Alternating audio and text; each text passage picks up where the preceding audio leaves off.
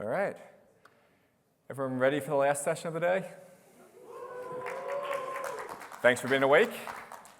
So we're going to talk about OneLake, how you can ingest, govern, and secure your data with OneLake. I'm Josh Caplan. I'm the Director of Product Management for OneLake. And I'm going to have on stage in a little bit Adi and Wilson, who are going to take you through a couple of the sections. Who's been to a OneLake session before? All right, a lot of new. If you've been to some of these before, you'll see a little bit of recap, but there's a lot of new content in here too as well.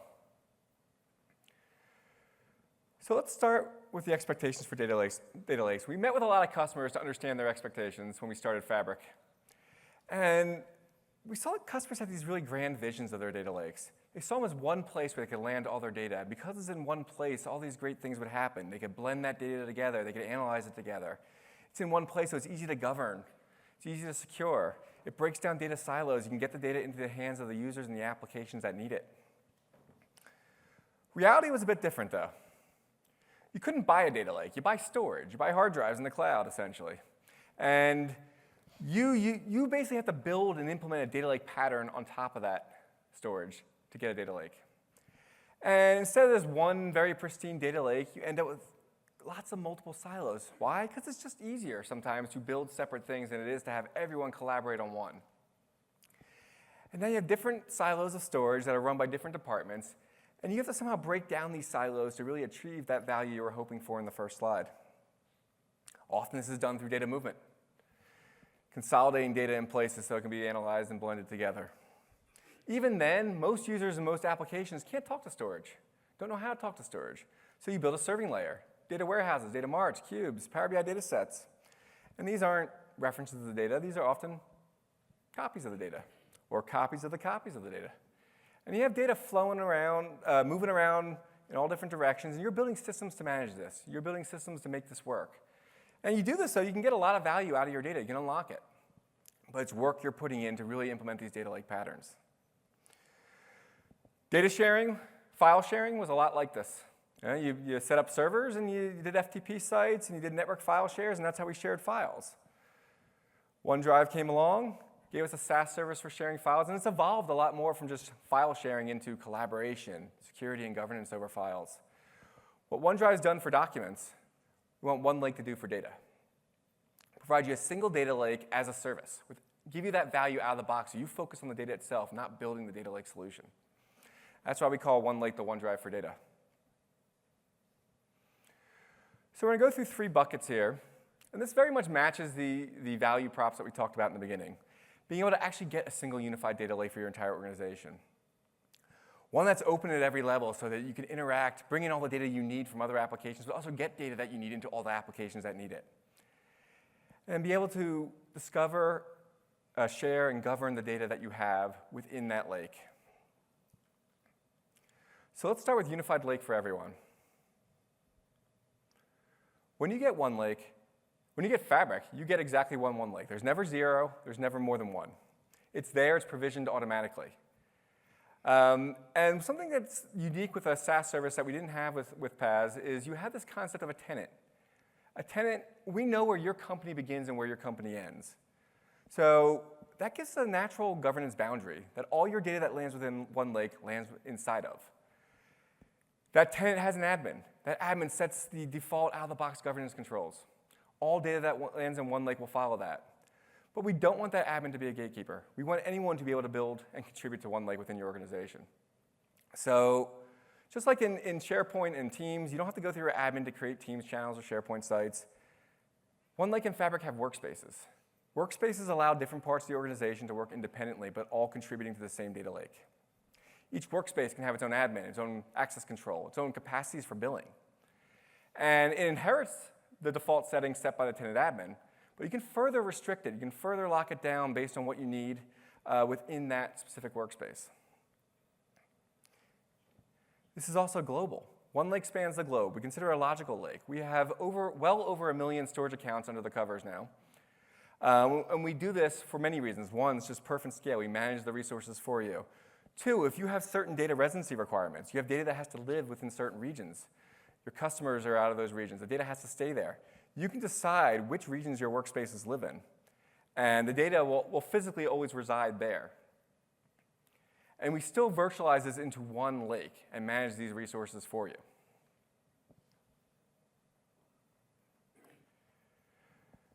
So we've talked a lot about storage. Let's talk about compute. Fabric and OneLake offer a real separation of storage and compute. We have not one, not two, but multiple analytical engines. There's more that's not on the slide now with the announcement this morning of databases now being part of Fabric. So of the 4 original ones that we had in Fabric, we had a Spark engine that was used for all our data engineering, data science workloads.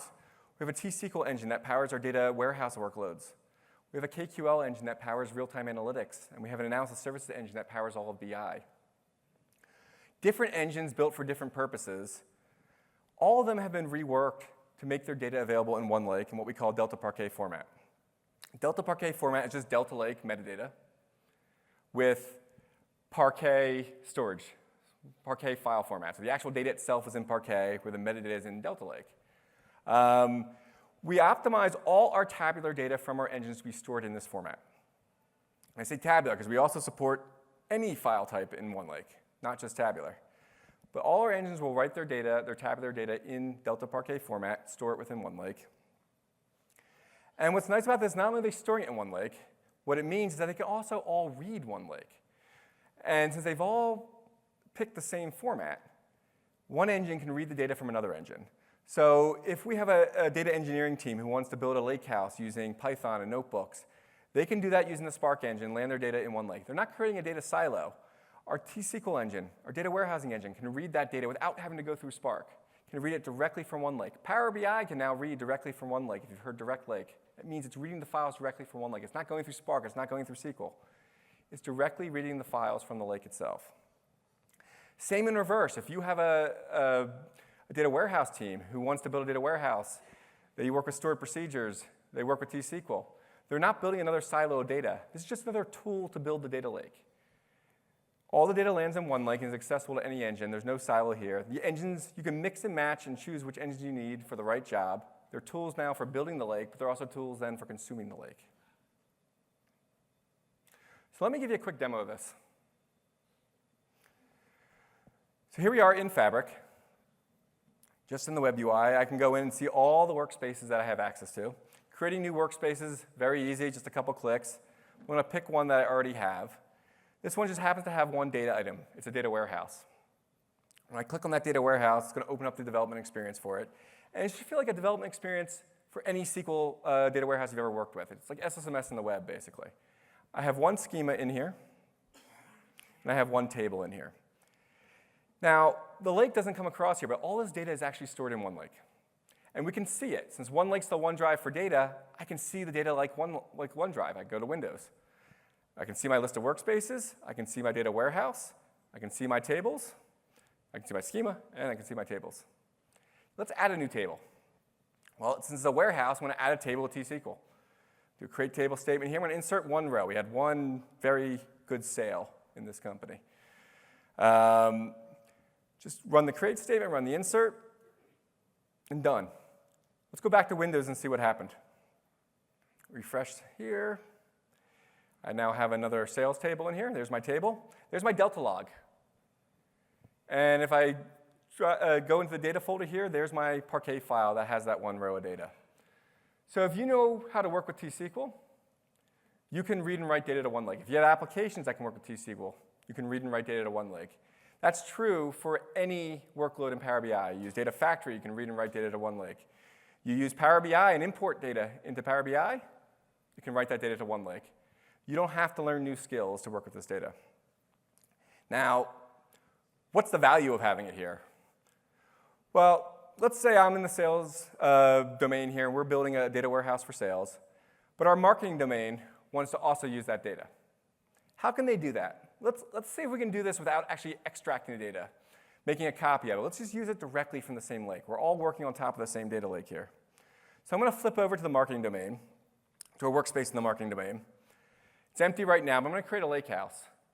Lakehouse is our most lake-like data item that we have. And when I say lake-like, it does everything that ADLS Gen 2 containers can do. and a bit more. It supports both structured and unstructured data. So you'll see a file section and a table section when this pops up. That's where you put your structured versus unstructured. Now, to get to this data from that data warehouse that we just created, I don't have to create a pipeline to do that. I don't have to copy the data. I'm going to create a shortcut, just like I would in Windows.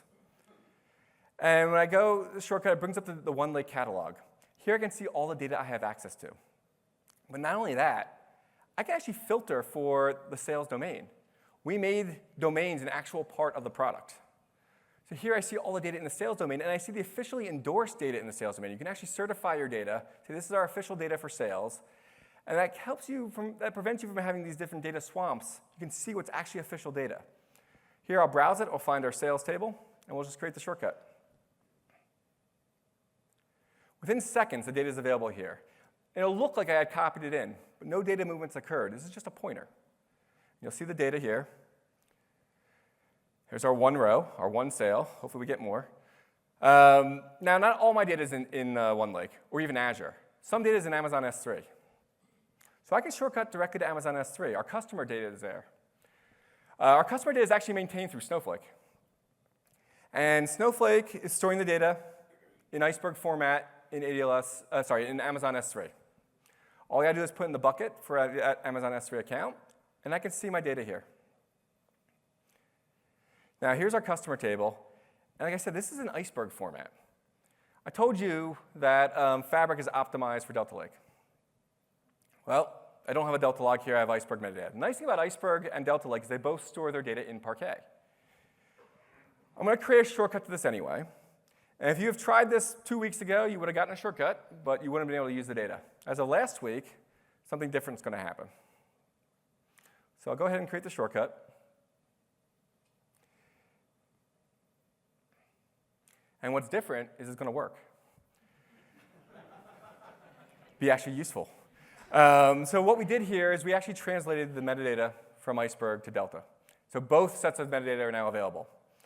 When I click on it, you'll see the rows actually load. And I can go and look at the files, and you'll see a virtual Delta log in there. This Delta log, if I go back to the S3 bucket, I won't see the Delta log in there. But if I look at it through OneLake, I'll see the Delta log. It's virtually there. And we keep it up to date as the data changes within Snowflake or an iceberg here in this case. So this now, because we have a Delta log, this will work in any Fabric engine. I'll switch over to the SQL endpoint. Let's run a query on top of this data, the very complex select all. But let's actually do some joins here. Let's join our sales and customer data. And we still have one very lonely row of data, but it has an actual customer name on it. And what we're doing here, if we just think about it for a second, we're joining across domains. We are joining across clouds. We are joining across file formats. And we're doing all this with no data movement or data duplication. And it does work with more than one row, I promise. Let's actually add that second row. And please add more than two. But let's flip back and see what happens when we actually add new data. I'm back in the sales domain. We finally made our second sale. New row gets inserted. Now, for me to consume this in the marketing domain, I don't have to refresh a pipeline. I don't have to refresh a copy of data. There is no copy of data. There's only ever one copy. So all I have to do is rerun my query. So new row's in, rerun the query. Instantly, I'll see the second row. Again, joining across clouds.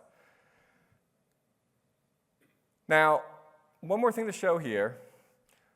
What if my data is in OneLake, but in a different tenant? I have a partner I work with. I need to include some of their data in my lakehouse. Well, as of today, we just announced the GA of OneLake external data sharing. Here you can see this very real partner of test. There's a couple tests in there. They've definitely sent me some real data that I need to use. I can bring it in by basically accepting their invitation and deciding where it goes. I'll pick the same lake house that I had before and accept the invitation. So we'll put it back into that marketing, that finance lake we created. Pick the location. And what this is going to do is going to manage the shortcuts for me. It's now creating cross-tenant shortcuts. So I can just join this in with the rest of the data I had here. So cross-tenants, cross-clouds. This works on premises too. Cross-file formats, No data movement, no data duplication happening here. So that is the quickest overview of OneLake I can do. Just a couple of the announcements in case I went too fast. External data sharing, now GA. Shortcuts to Iceberg tables. I showed it with Snowflake. It works with Iceberg in general. So you can shortcut to Iceberg tables in any of the shortcut sources we support, including in OneLake, including outside of OneLake. One thing Snowflake has done for us is they've added support for directly reading and writing to OneLake, so you can actually natively store your data in Snowflake and read it back and forth between Snowflake, and also read it within Fabric. Let's move on to open at every level. How do you get this data? How do you get data in from your other applications? How do you get the data out to other applications? We talked a little bit about shortcuts already. Shortcuts work great when you're talking to open file systems, open storage formats. But what if you're not? Well, Wilson's going to come up here and give us an overview of how mirroring works within Fabric. Wilson? Thank you, Josh. Thank you. All right, awesome. Perfect. Hi, everybody. My name is Wilson Lee. I'm the Principal Product Manager at Microsoft Data Integration. I'm here to talk to you about mirroring, right? So what is mirroring, right? Mirroring in Microsoft Fabric is designed to help you to reflect your entire external database into OneLake, right? Now, it does not only help you to bring the initial data, but it also keep all the changes up to date and reflect into OneLake. Mirroring can be done through CDC-based replication, which we call database mirroring. And we actually have this available as of today with Snowflake, Azure SQL Database, and Cosmos DB, right? What this does is that it will replicate your data into OneLake and keep it up to date. Now, we also have another type of mirroring, which we are synchronizing the metadata instead of replicating the data itself. For example, we call that, we have mirroring for Azure's Databricks available as well. We will synchronize your catalog names, the schema, the table definitions, and we create shortcut underneath the hood so that you can access your data in Fabric itself, right? Now today, we're extremely excited to announce that mirroring for Azure SQL Database is going GA, right? This milestone marks a significant step forward for us to provide a seamless experience for you to replicate your data from an Azure SQL Database into Fabric OneLake itself. Let's take a look at mirroring for Azure SQL Database in action. Here I have an operational database running smoothly in Azure. I'm excited to mirror my database to bring this into Microsoft Fabric. But before I do that, I want to check my SQL database as I'm curious how big it is and how many tables are in it. But I don't want to use a separate tool. So let's leverage SQL Copilot and we'll ask it, how big is my database? And it'll come back with relevant information about the size of my database, along with the top 5 largest tables and their size, which is amazing. So now, let's ask it, what tables are in this database? And again, it comes back with relevant information about the tables, along with other information about those tables. Heading over to Microsoft Fabric, we'll switch our Power BI persona over to the Data Warehouse persona. And in there, we'll see 3 mirror types: Azure SQL Database, Snowflake, and Cosmos DB. Let's go ahead and create a SQL Database mirror. We'll give it a name, we'll hit Create, and then it'll ask us for connection information. We'll give it our database, and then we'll hit Mirror Database. After a short time, it'll go into the running state, at which point we can monitor the replication. This may take a little bit of time, but you can refresh and then see the status of the replicated rows for your given database. Now, let's go over to the SQL Analytics endpoint. And from here, we can actually go look at the data within inside of our mirror. Let's go to the employees table, and we can see the rows that are present in that table. We've got 9 rows. Over in Azure Data Studio, if we look at the database there, we also see 9 rows against the actual SQL database. Let's insert a new row to see if it gets replicated. But even more than that, let's add a new column and then update the data in that new column. This is not something you could previously do with Synapse Link, but you can with a Microsoft Fabric mirror. Awesome. Perfect. So isn't that awesome? As of today, as we go into GA, you see that you will see feature like seamless data definition language support, so DDL support, where you can alter, drop, rename your table columns. And yeah, you can even get truncate tables from the source while mirroring as well. So this is something that we did not support before we go into GA. For mirroring, we also now have public REST API available as well, so you can actually control and use it for more flexibility or automation or deployments that you need to do as well. And this support is to all of our mirror database, not only limited for SQL DB as well.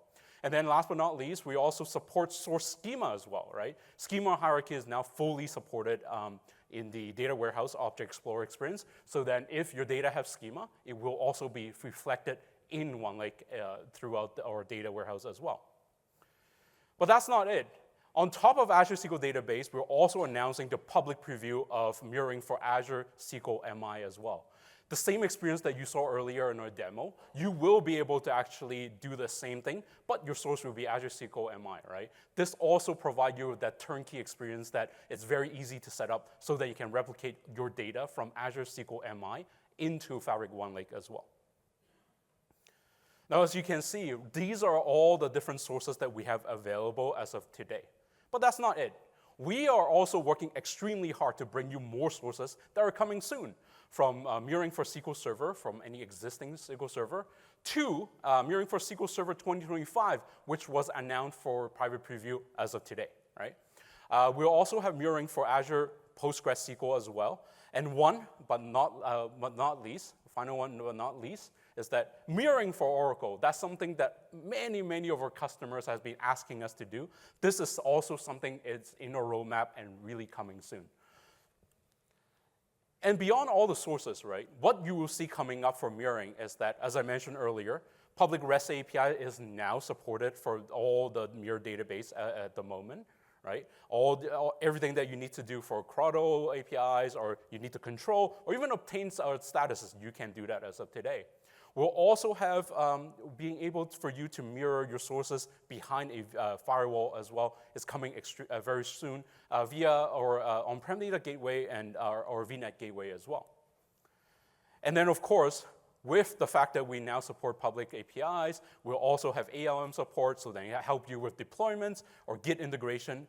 And another feature that many of customers are asking us to do is to be able to integrate into Monitoring Hub and also really give you all the fine tunes of getting the status of mirror database throughout events and throughout many different ways that you want to be alerted as well. So all those changes and all those improvements to mirror database across the board is coming soon.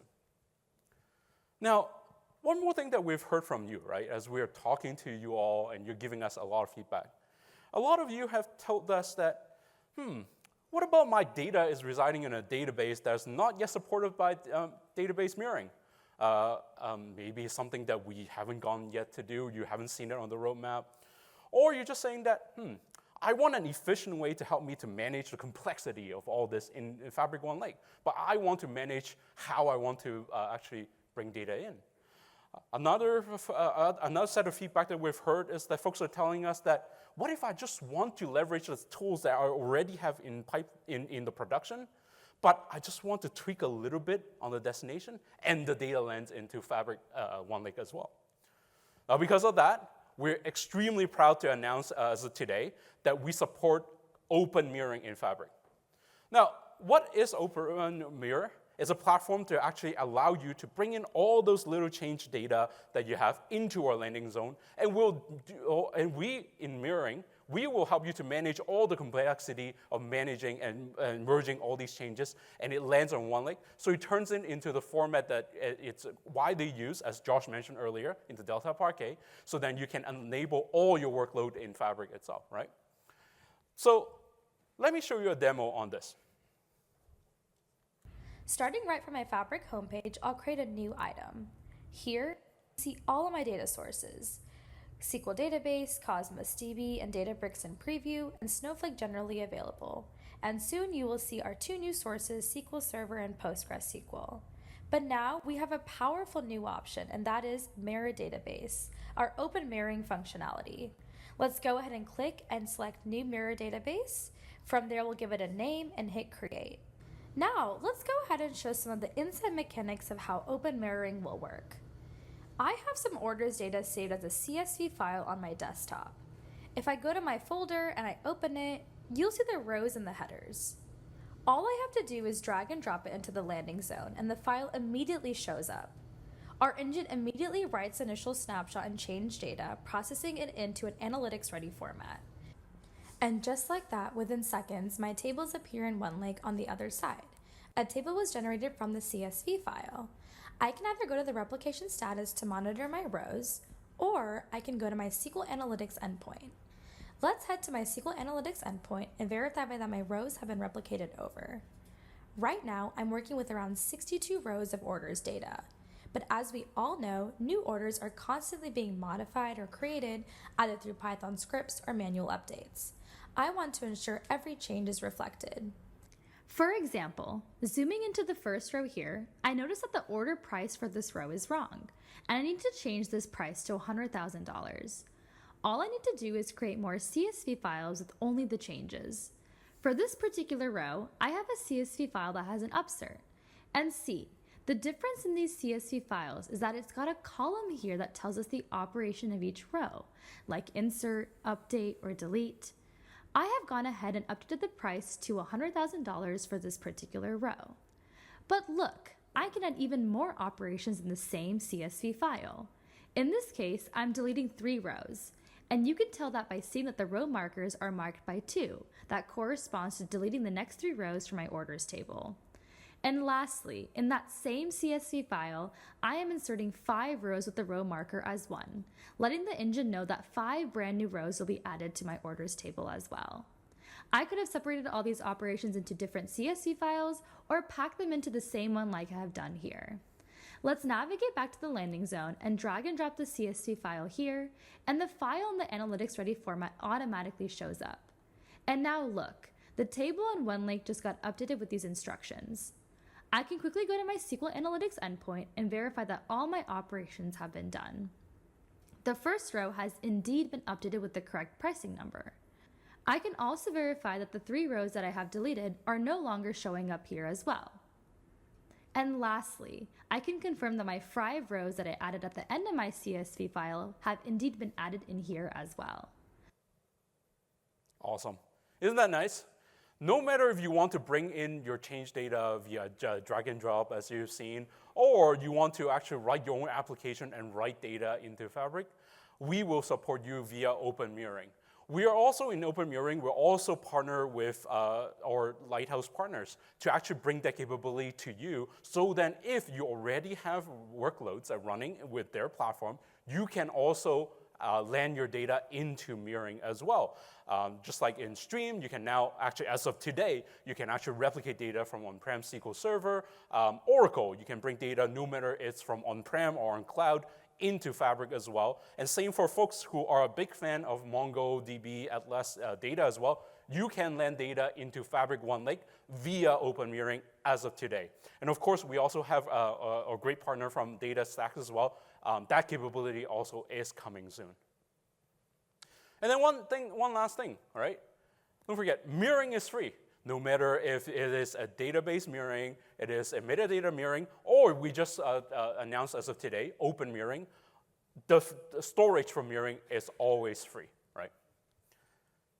Now, as you can see, right, all roads lead to OneLake, right? No matter if which type of mirroring you have, all roads need to OneLake so that you can enable all of your workload on top of that. Now, with that, think about the fact that now you have your data into OneLake.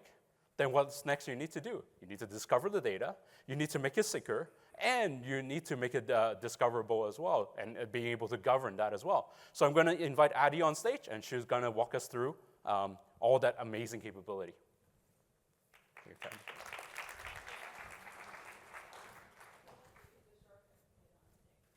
That's for you, Josh. Oh. So hi, everyone. My name's Adi. I'm a director of product management in Fabric as well, and my team is in charge of making sure that you get all the security governance features to make sure, right, that it's all secure and governed. So I have a few exciting announcements today. How many of you were in the Arun and Amir core note session earlier? Great. So I did touch on some of those there, but I'll go deeper and broader here. So first, OneLake catalog, and I did touch on that one there since it's a major announcement. So until today, we had the OneLake Data Hub, which was a place to discover specifically data items within Fabric. But now we've gone full-blown, right, and evolved it into a full catalog for all OneLake items. And it actually means that, A, we support now all item types, so process items, all of the popular insight items, data items, obviously, AI, it's all discoverable there. And we support also all the people, the personas who are trying to do that, so data scientists, data engineers, business users. They all get what they need when they get into the catalog. And in terms of feature set, it's all about enhanced discovery there. So they're able to discover based on the domains and that's relevant to their business unit, based on tags, which we just added, based on endorsed data, where they can actually see if data is curated, trusted, certified by the people there. And then once they discover what they need, the relevant people can also manage those items. And manage an item means they can track the lineage, they can set and configure permissions, they can monitor refreshes, and share externally or internally and so forth, curate the data further, all about the management. And the last piece, if we unpack it, is about governing their entire, their data estate, the data that they own, right? Where do they get that bird's eye view of what's the status of my data? How can I get insights on the status of my data and even recommended actions and, take those actions further? So that's all about the OneLake catalog, and we'll show a quick demo here. The last thing I want to say also, and I mentioned it this morning as well, it's not only available from within OneLake. So just FYI, the OneLake catalog today is being hosted in dozens of experiences already. And from a Microsoft perspective, it's also being hosted in Office experiences, so in Teams, in Excel. Those are showing up in Microsoft Copilot Studio, the Azure portal. You can access OneLake data from all of these places because the OneLake catalog is there. So let's see a quick demo. The new OneLake catalog will be the central place where data scientists, analysts, and decision makers can explore and govern all their data from a single location. Let's see how it works. Heading into the OneLake catalog to discover relevant data, I'll start my search by browsing the domains in my organization. From the catalog, I can see all the domains and also subdomains I have access to. In this example, I'll select the sales domain, and after reading more about the domain, I'm ready to proceed. Now I'll browse the catalog to discover items in this domain. I can further refine the results to see items I own, endorsed and certified items, or just my favorites. And I can also filter the catalog to only show items from a specific workspace. Now I'll choose the type of content I need. The catalog includes all the data item types I'm familiar with from the OneLake Data Hub, like lakehouses, warehouses, and semantic models. But in addition, I now get access to the full range of item types in Fabric, including insight item types, like reports and dashboards, as well as the full set of configuration, solution, and process item types. Drilling into the process category shows me the relevant items I have access to, including pipelines and notebooks. I also have the ability to filter my results by the set of tags in use in my org. This helps me drill down faster to the precise results that are relevant to my needs. Clicking on any item gives me all the information I need up front. Metadata, like the item description and tags, help me get to know this item better. Clicking into lineage shows me the set of relations the item exists in, while keeping me in my current context, making it easier for me to work. Monitor gives me context on all the recent runs for this item, and I can also review the item permissions in place. When I'm exploring the data items types, I'll get the same in-place experience we've already seen. I also have the ability to see all the objects and sub-items contained within my data items, whether that's the tables and columns within a semantic model or a lakehouse, or the full content hierarchy of the schemas within a warehouse. It's all in one place. Today I'm working with the sales demo lakehouse. Clicking into its lineage view shows me all the downstream items built upon it. Switching to list view shows me key information about all these related items, like the item and relationship type, and also sensitivity. In this case, I can see that some of the downstream items are marked highly confidential, so I'll add this label to the lakehouse too. Because I have write permissions for this item, Heading into the settings lets me set a new label of highly confidential while keeping me in my existing context. And this label is also automatically applied to all the items downstream of the lakehouse. With my data protected, I'm ready to share it. And today I'll create a new external data share. I'll select a table I want to share from the lakehouse, a recipient outside my org, and hit send. I've also spotted a semantic model that looks like it could be relevant to me. By clicking Explore this data, I can drill into the item's contents and create on-the-spot visualizations to better understand what I'm seeing. The Govern tab gives me a set of features that make governing my individual data estates simpler and more transparent. Like the rest of the catalog, I can filter it to a domain of my choice or view all domains at once. I get key insights at a glance, like the number and type of items I own, and can click to see more. This report view gives me more key information, like my data hierarchy, item inventory, and data refreshes. I can understand how secure and compliant my items are by reviewing their sensitivity label coverage. And I can explore metadata attributes, like my use of tags, descriptions, and endorsements across the items I own. Back on the main view, I can see governance actions recommended for me, like increasing sensitivity label coverage and refreshing outdated data items. Clicking a card brings up a detailed overview, so I understand why there's an issue here and the steps I can take to address it. I also get access to all the data governance solutions across Fabric from one place, which makes it simpler for me to navigate to any part of the experience that's relevant to my jobs to be done. And resources and documentation help ease my learning curve on governance in Fabric and estate-wide capabilities from Microsoft Purview. Okay, what do you guys think? Okay, end of the day. Okay, so that was a big announcement, and just to set the expectation, the OneLake catalog and the Explorer tab are rolling out this week, already available in some geos, will be available in all geos in the coming days. The Govern tab will be rolling out very soon in public preview, so stay tuned for that one. Now, Josh touched on domains and subdomains. I also talked about it as part of the catalog, but I'd like to double click for a minute and tell you about some of the what's new features that are that have been introduced there. But first, before that, just to set the ground again, right? Domains in OneLake allow you to actually implement a data mesh pattern and logically group your data together so that you can then, based on that, optimize it to your business needs. So for instance, imagine that you can structure your data in OneLake to your different departments like sales and finance and even subdomains. So sales EMEA and sales US. So you'll have subdomains for each of the geos underneath. And then once you structure your data based on your needs and based on your business units, you can move on to actually optimize discovery based on that. So you'll have a lot of consumption experiences in Fabric where you can filter based on that and allow users to access only the data that's relevant to them. And on the other hand, you gain also a lot of granular control because you can configure many settings at the domain level. So for instance, you can delegate settings like who's allowed to endorse data and stamp something as certified, endorse it, right? And you can say the people who are entitled to do that in the sales organization are obviously different than the ones entitled to do that in the finance organization. Or you can define who's allowed to export data, or if data shouldn't be exported at all based on the domain, right? Because there might be domains where you want to block that entirely. So you can delegate settings to that level, and you can define policies at that level. And last but not least, all of this is also available through APIs, and you can configure that way as well and track in audit logs.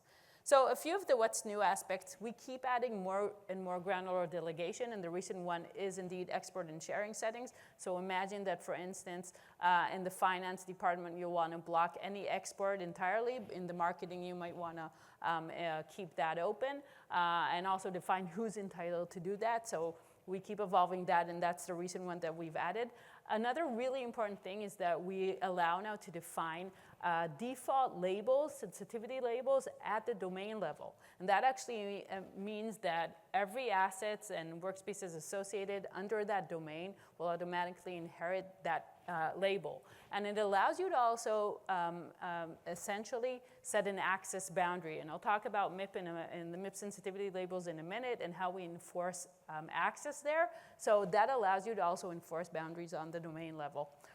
We keep enhancing consumption as well. And obviously, we have a lot of insights that you can gain on your domains if it's in Purview Hub, if it's in the admin monitoring, or soon in the Govern tab within the OneLake catalog. We just published best practices for how to help you to set up domains. So look that out in our documentation, or just type domains how to. I recommend you all to go into that. And I mean, we've been seeing thousands and thousands of organizations leveraging it. It's really easy to use. So I recommend it will help boost both your efficiency and your control. Talking about data protection and data loss prevention. So who uses Office today or Outlook and familiar with all of those labels where you can tag a document as highly confidential, right? Or general. So we support that in Fabric. All item types can be applied with those sensitivity labels, and they're actually the same sensitivity labels which are defined in Office. It's not a different family or different constructs. It's aligned across the board.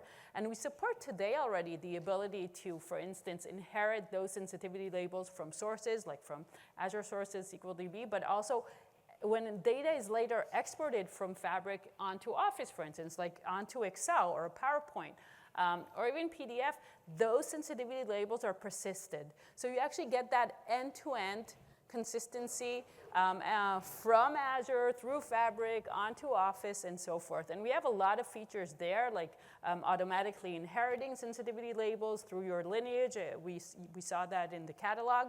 But one thing that we just recently introduced is, like in Office and other places, the ability to actually enforce access based on those sensitivity labels. So if an item is labeled, is highly confidential, and you're not entitled to see that, you won't.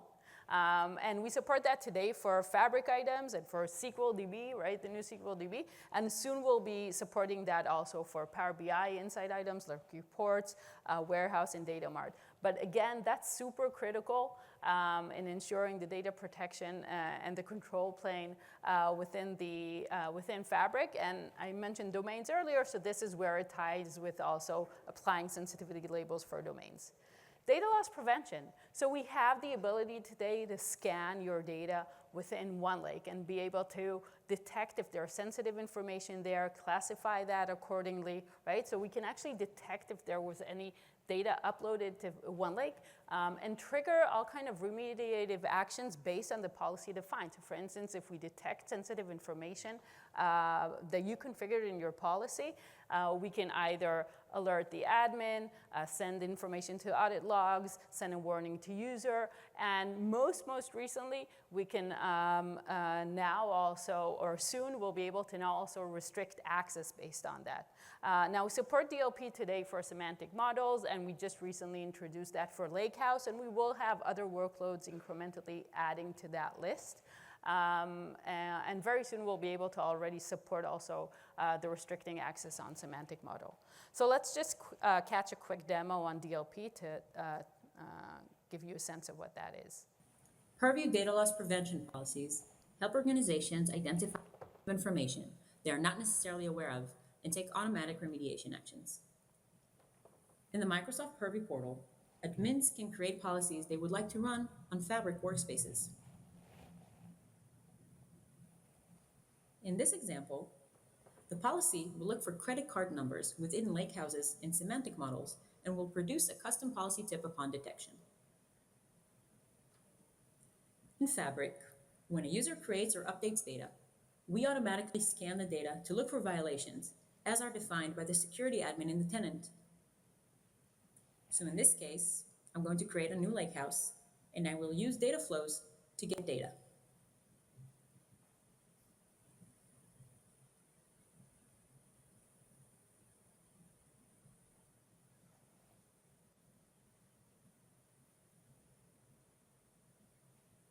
In this example, the data contains credit card numbers, which, as we saw, are considered sensitive. As soon as I publish my data flow, the policy will scan the lakehouse, and upon discovering a violation, will let me know the data contains sensitive information. In the workspace or in OneLake Data Hub, I will see an indication that produces a hover card, and by clicking on more details, I can see exactly what rules were violated and any other guidelines the security admin decides to use in the policy tip. Soon, we'll also enable additional actions based on sensitive information detection. With DLP for Lakehouse, we are able to automatically detect sensitive information as it is being uploaded to Fabric and take immediate remediation actions. Right. So just on time, and this was just an example, and again, we're introducing more and more remediative actions here, and we're also going to introduce the ability to classify data and save those classifications within OneLake as metadata for the items as well. I think we're just up time. Do you want to wrap up, Josh? So who thought that was a lot of content for 45 minutes? And There's we a did bit more. actually have to cut back, just to say, right? So Cut back a lot. We were cutting right before the session started, too. So there's a lot more we can talk about, and there's a couple things we can do to learn about, more about Fabric, more about OneLake. First thing to do is try it. How do you try it right now? If you're a Power BI Premium user, you already have it. Just go use it. If you're not, we have free trials right now, 60-day free trials. You get an F64 SKU. That's a $17,000 value for that period. Sign up. No credit card required, no Azure subscription required. Use it right now. Now, if you want more sessions, more content, we also have the Fabric conference coming up. The second annual one will be in Vegas, coming up March 31st. It'll be all Fabric. You'll see lots more sessions, a lot deeper, a lot more content. We don't have to do it all in the 145 minutes. So hopefully you're able to make that, and we'd love to see you out there. Thanks for the time.